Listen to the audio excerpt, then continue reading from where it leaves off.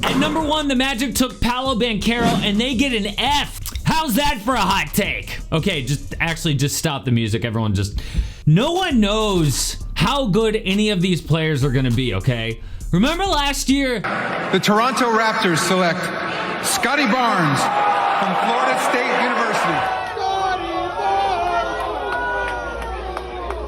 And he was Rookie of the Year. They were booing the Rookie of the Year. These GMs actually know more than we do. So yes, the Magic get an F or an A or whatever. Like, no one knows, okay? Draft grades are stupid. But I do know that we expected them to take Jabari Smith, and if Jabari actually becomes a star and Paolo is not, the Magic are gonna get slammed, like when the Sixers took Markelle Fultz over Jason Tatum. But props to the Magic for taking this big swing. I really like it. At the end of this video, I'm gonna go over some shocking moves we saw on draft night, like the Knicks maybe going after Kyrie Irving. But at number 2, the Thunder took Chet Holmgren. A+, I guess. He's a good fit on the court because they need a center, but he has huge questions. Can his body fill out? Can he actually go up against NBA players? By the way, dude is a star if he can do what he did in college. Rim protector, shoot threes, handle the ball. Yes, but I did hate 2 things. Number 1, the comp to Kristaps Porzingis. Not great. He needs to stay healthy. Number 2, look, I don't love dudes who are all about showing off their jewelry. Like, do something actually first and then tell us how great you are, not the other way around. And number 3, the Rockets took Jabari Smith. A+. Why not? He was my number 1 pick. Houston gets him at 3. That's got to be an A+, right? Also, I wasn't sure about Paolo's defense, but Jabari is absolutely a 2-way wing. Those are the best players in the league. Kawhi, Paul George, LeBron, Jimmy Butler. Jabari is 6'10". He shoots, he creates, he fits with Jalen Green, who's in the backcourt. My only concern, why didn't Orlando take him at number 1? Like, is there some red flag that we don't know about? At number 4, the Kings take Keegan Murray. That's an F. They passed on Jaden Ivey, who is apparently amazing. The Knicks were so in love with Jaden Ivey. When they couldn't trade up to get him, they were like, forget this draft, and they just traded out of the draft altogether. So Sacramento took Murray because he's a better fit. All right, this could blow up in their face. And knowing the Kings, it will. At number 5, the Pistons got Jaden Ivey. A+. Because apparently he's great. He fell to them. Goodbye, Killian Hayes, by the way.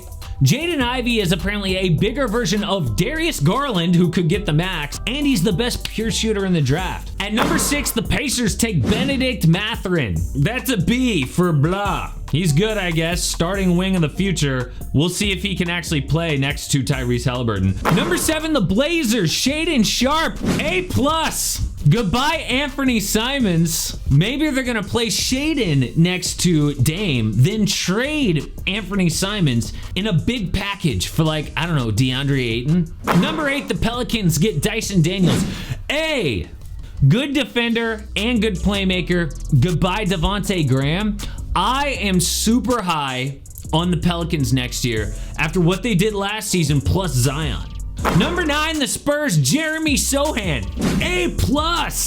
As soon as the Spurs saw him, they were like, oh, this kid is good and he's not American? Draft him immediately. Sohan grew up in England and he can be an all-NBA defender, a switchable wing, which are like the best players in the NBA. Just learn how to shoot, he'll be great. Number 10, the Wizards, Johnny Davis, B+ for some reason. Goodbye, Bradley Beal. Johnny Davis is a 2-way guard who's going to replace Bradley Beal eventually, who's obsessed with mid-range shots.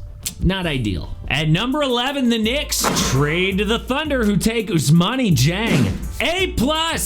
OKC traded 3 late first-round picks to take Dieng at 11, which is crazy because they also pick at 12.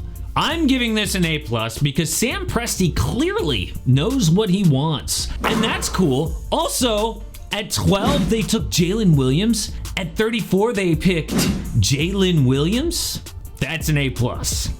Number 13, the Hornets trade to the Pistons, who take Jalen Duren. First off, A+ to Charlotte, who I had taking Mark Williams anyway at 13, and they got him at 15.